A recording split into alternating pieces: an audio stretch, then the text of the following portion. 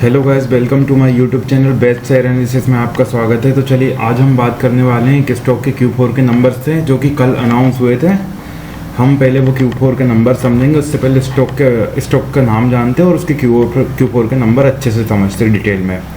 तो स्टॉक का नाम है सनटेक रियलिटी। सनटेक रियलिटी की बात करें तो NSE पे आज सनटेक रियलिटी का सेल 368 रुपये पे ट्रेड कर रहा है, जो कि 26 रुपये 90 पैसे की बढ़त एक दिन में दिखा रहा है। मतलब 7.89% की बढ़त एक दिन में दिखाई हुई है। कल एक्चुअली मैं शादी में चला गया था, इसके लिए बना नहीं पाया वीडियो।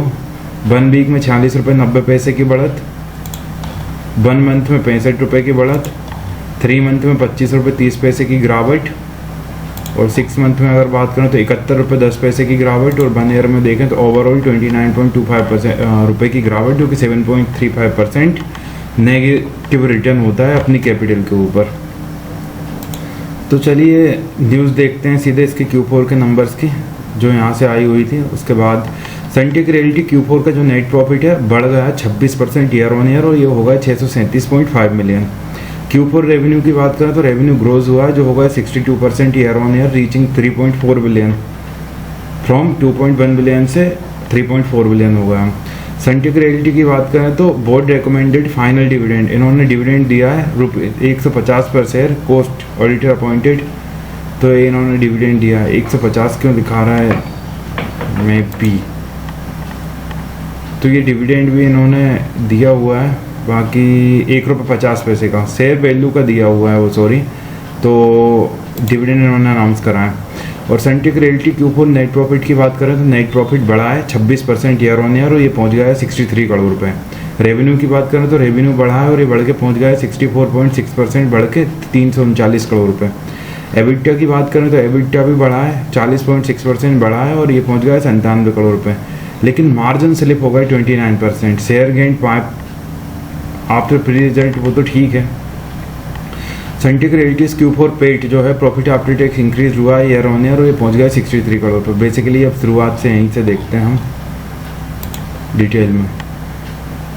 सनटेक रियलिटी ने वित्त वर्ष 2026 की चौथी तिमाही 31/2026 को समाप्ति में मजबूत नतीजे दर्ज किए, जिसमें समेकित जो शुद्ध लाभ में सालाना आधार पर 26 से 27% की वृद्धि हुई है। नेट प्रॉफिट में आप देखेंगे 26 से 27% की वृद्धि हुई है, और ये लगभग 63-64 करोड़ तक पहुँच गया है।